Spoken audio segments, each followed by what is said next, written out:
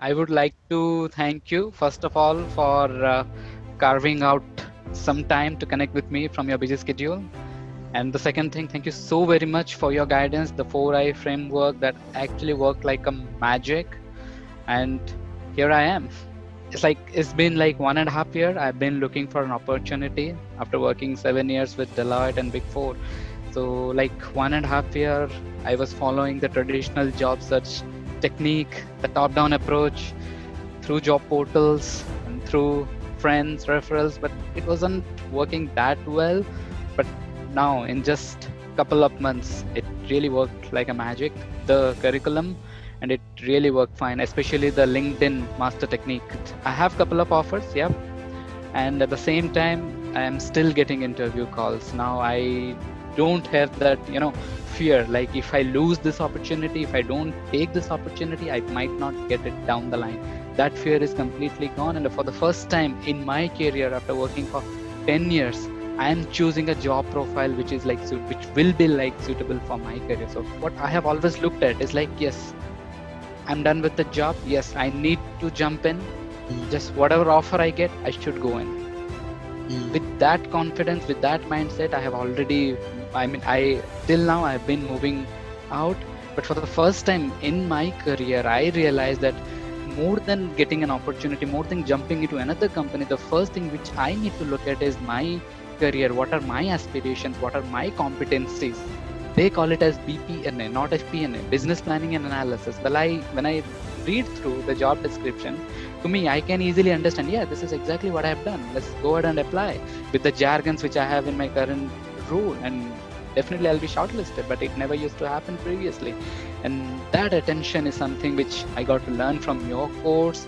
I changed the jargons because the resume is not looked by the business directly, it is by a recruiter who is a non-technical person. Right. That magically worked, and that has been working till now. Driving means searching for job, applying for job. We all know that. But how many of us know where to go and how to go?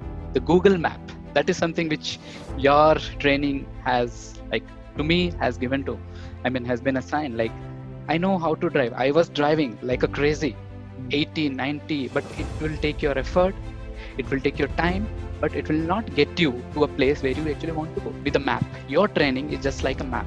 So driving is like trying for job, searching for job through job portals, right?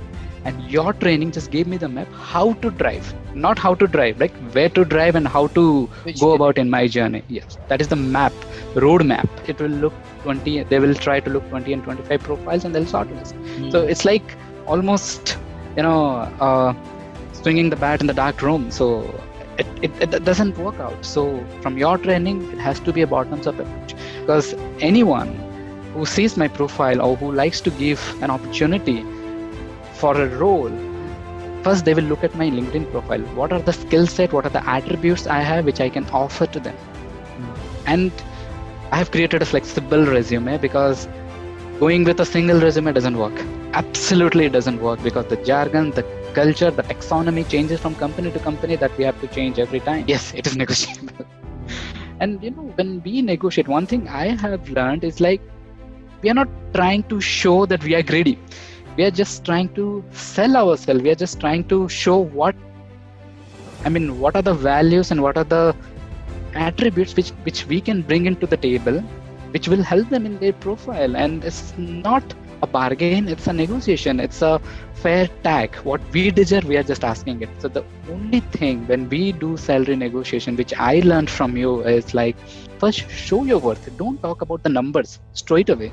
Show your worth. Like for Paraxel, was a common thing, that what are the challenging situations I have handled. So I picked up 4 or 5 situations and I tried, and on the basis of job description what I had for Paraxel, I tried and matched, and I created some scenarios. I just explained it. Yes, you have to deliver, you have your responsibilities, and at the same time you need a counselor.